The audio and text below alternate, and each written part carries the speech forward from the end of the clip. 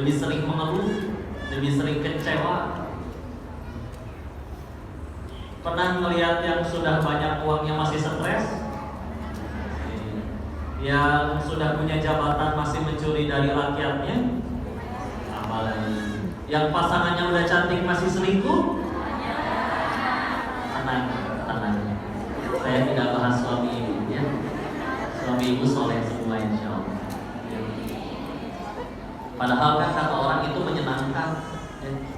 Tapi karena memang ternyata bahagia itu adanya pada apa yang Allah suka, sedangkan kita ngejarnya yang kita suka terus, wajar kalau betul ya. Kan kita tahu yang menggenggam hati, membolak-balik hati itu Allah. Berarti kan baru bisa bahagia kalau Allah bolak-balikin hati. Terus kita nyoba bahagia, tapi tidak dengan cara sang membolak-balik hati. Ibarat kalau pengen nyalain lampu, caranya itu pencet saklar. Tapi kita nggak mau mencet saklar, malah salto-salto, malah dicampur, malah jungkir balik. Ya wajar capek. Kadang sesederhana itu, ya. Istilahnya. Jadi kalau pengen semuanya benar-benar jadi nikmat, jadi kebaikan, yuk. Jadi apapun yang terjadi dalam hidup kita, jadi jalan besok tambah dekat sama Allah. Ya. Karena standar bahagia kita belum Allah, tadi ya. Aku harus naik jabatan dulu, aku harus keterima dulu di kampus itu, harus dia yang jadi jodohku. Nah, itu dia. Kita bukan yang maha tahu, lalu ketika yang paling tahu dan maha tahu menetapkan ketentuannya pada kita yang tidak tahu, terus kita so tahu, itu sempurna penderitaan. Ya. Ngeyel gitu ya. Ibarat anak-anak makan permen terus-menerus, nanti giginya sakit tidak? Sakit. Udah sakit gigi masih minta permen ke orang tuanya. Mana kan baru bahagia kalau makan permen. Mama beli gelang emas bisa, masa permen gak dibeliin? Pelit jadi orang tua ya. Tapi anaknya udah sakit gigi, tetap dikasih permen atau tidak? Tidak ya. Maka si anak minggat dari PAUD ya, karena masih kecil. Tetangga nengok lihat, ibu kan banyak uang, masa anaknya minta permen aja nggak dikasih? Ibu benci ya sama anaknya. Jawab, nggak dibeliin permennya karena benci atau karena sayang? Ya udah, ya, ada yang sia-sia. Jadi kalau doa kita ada yang belum dikabul, udah, karena pasti ada jalan kebaikan di dalamnya, nggak ada yang rugi.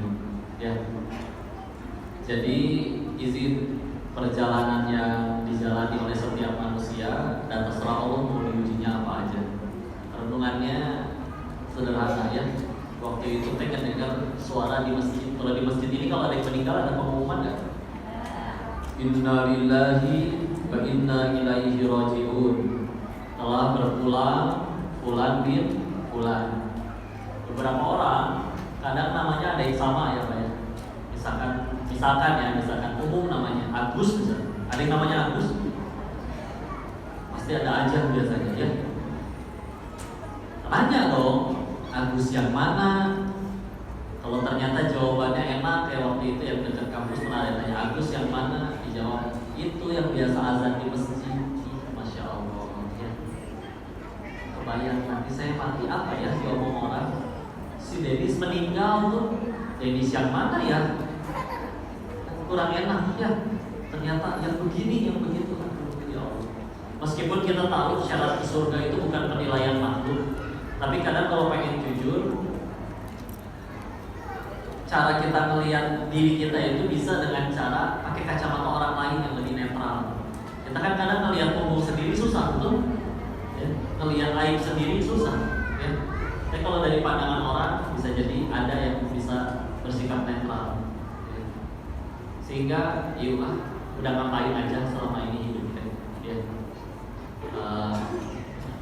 Kata Ustaz Budi Ashari guru kami, beliau menyebutkan orang-orang yang akhirnya menjadi tokoh besar, ya, atau orang yang meninggalnya nggak jadi apa-apa, perbedaannya satu. Orang-orang yang wafat dalam keadaan mikirin dirinya sendiri, kata beliau, orang itu mati kerdil namanya.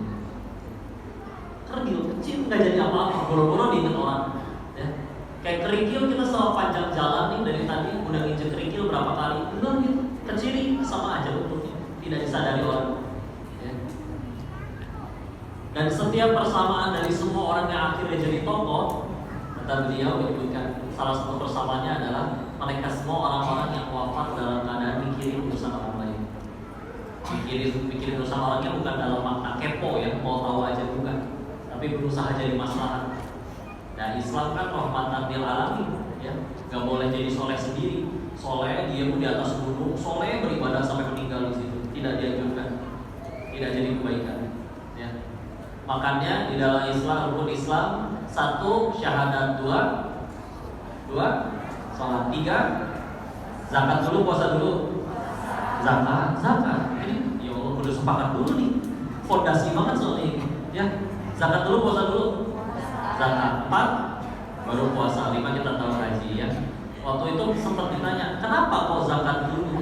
Salah satu alasannya, zakat di Al-Quran itu diulang 30 kali dan 26 kalinya itu barengan dengan sholat.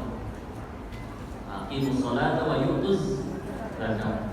Hanya 4 kali yang tidak barengan dengan sholat. Kayak contoh pada aflaha man zakkaha, Asy-Syams, contoh ayat 9 ya. Tapi zakat yang di situ bukan berarti zakat yang kita keluar uang, bukan. Tapi sungguh beruntung orang yang menyucikannya, karena secara bahasa memang artinya menyucikan ya, suci, menyucikan ya. Dan makna keduanya kenapa zakat lebih dahulu? Karena memang ketika orang puasa serajin-rajinnya yang dapat keuntungan yang puasanya. Kalau zakat dibayarkan yang dapat keuntungan orang banyak, jadi manfaat, jadi kebaikan buat orang. Istilah. Oh, saya harus mulai dari mana ya berbuat baik? Bekalnya apa kalau pengen berdakwah? Yuk minimal hafal berapa juz dulu, atau minimal hafal berapa ribu hadis dulu. Enggak, ternyata kita ambil ibrah dari kisahnya Umar bin Khattab radhiyallahu anhu berikut ini. Waktu itu beliau sedang menjadi Amirul Mukminin, kalau zaman sekarang presiden ya. Mau ngangkat gubernur, nyampe si gubernurnya ke kediamannya.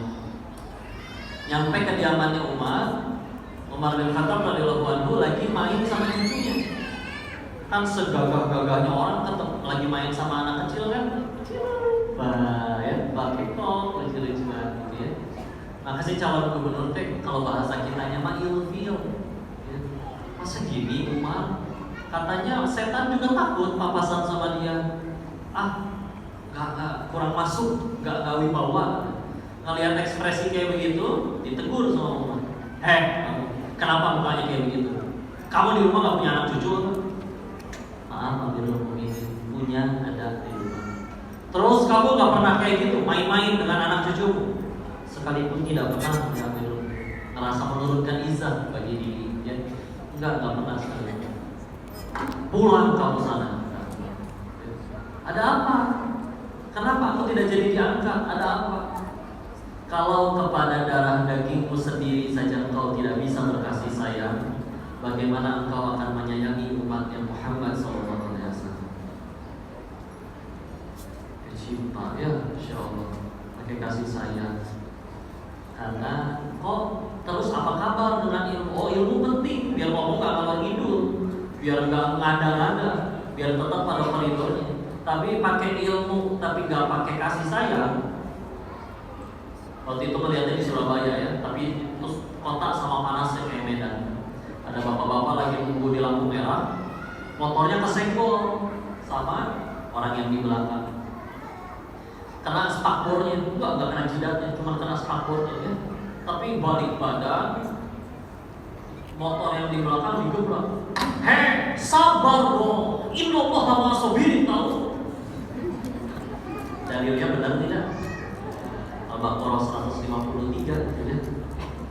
Tapi karena tidak ada perasaan kasih sama sekali, berantem tuh boro-boro. Mungkin akan ada hari kita pernah merasa ya Allah, saya punya salah, pengen tobat, tapi nggak ngerti, pengen ada yang nunjukin, pengen ada yang ngajarin oleh orang berilmu.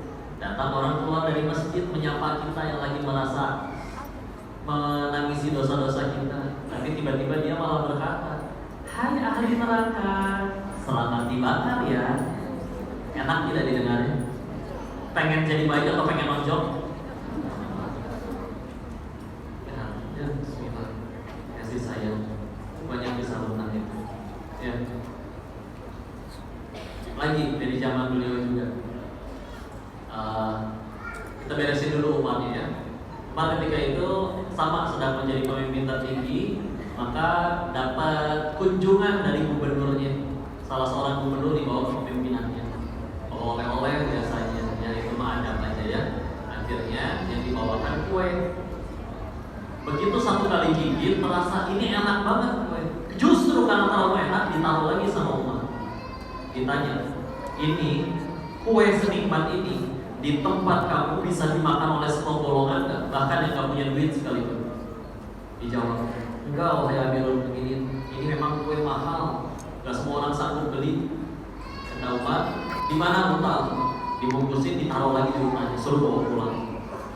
Ditanya kan, apa yang salah? Ini hanya kue, katanya. Kan dijawab lagi oleh beliau, insyaallah.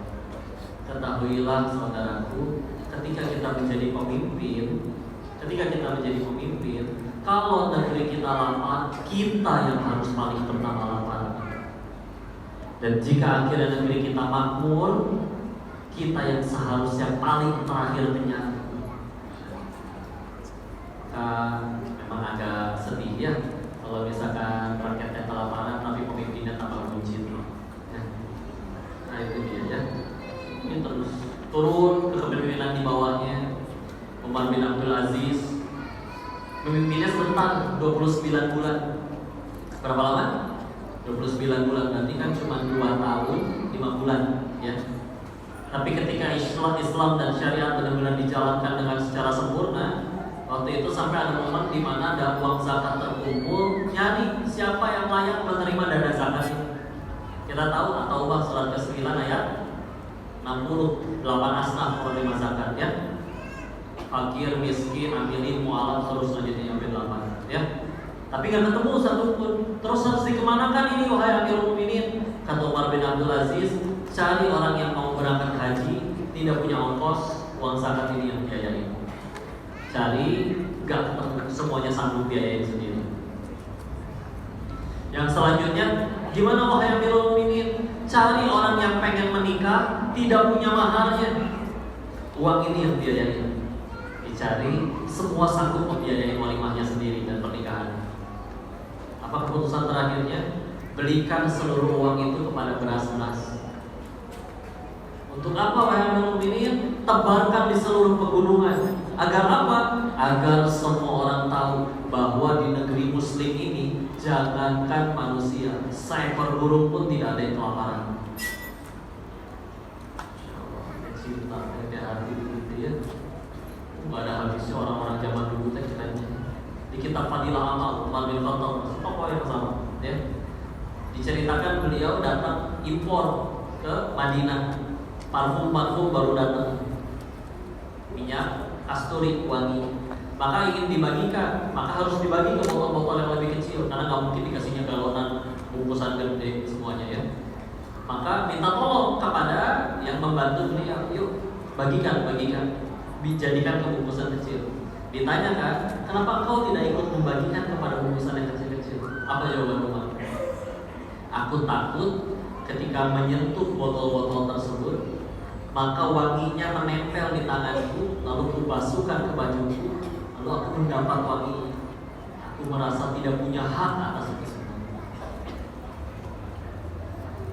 Perkara megang parfum ya, kita nih kalau ke toko parfum kan belum tentu beli ya. Tapi megang kan ada baunya dong. Di kesini lumayan lah bertahan setengah jam ya. Dia kayak gitu aja beliau keberani ngambil sampai segitu ya. Menjaga dirinya. Ya Allah, orang-orang yang seperti itu apakah jadi hina? Enggak. Sampai kemarin ketemu kisah orang yang barista, tukang bikin kopi, tau ya? Kerja, ngobrol, cerita. Sebelum ini kerja di mana, Bang? Mas? Ya. Oh, dulu saya pernah kerja di perusahaan ini, gaji saya segini, jabatan saya ini. Wah, hebat dong. Kok mau sekarang kerja di toko kopi? Kan pasti gajinya lebih kecil. Apa jawabannya? Karena bosnya mah. Emang kenapa bosnya? Kemarin bosnya datang, diceritain, datang langsung ditanya, bro, gimana? Sehat? Bapak lu gimana? Sehat anak-anak? Oh iya, kemarin gue dengar anak lu sakit. Ini gue bawain madu nih. Lu bawa pulang ya, kasih ke anak lu ya. Kemarin anak gue sakit juga minumnya madu ini. Alhamdulillah atas izin Allah sembuh. Udah lu kalau pengen pulang nemenin anak gue dulu gak apa-apa. Jangan lupa titip salam ke bokap lu ya. Kemarin ketemu tuh di masjid. Oh, terima kasih dia udah doain gue. Udah, yang penting kerja di sini yang nyaman dulu aja. Ya. Enak gak dengarnya? Emang kalau bosnya lama kayak gimana? Datang. Target gimana target? Kok penjualan cuma segini? Lu tuh kerja gak sih? Gue gaji lu tuh gak sia-sia ya. Lu kalau gak mau kerja, gue bisa cari yang lain. Kita mau bakti kayak gimana juga coba. Jadi perlakuan kayak manusia. Ya, tapi kayak kasih sayang. Ya. Nah kadang itu yang hilang dari apa yang sekarang ada. Soleh yang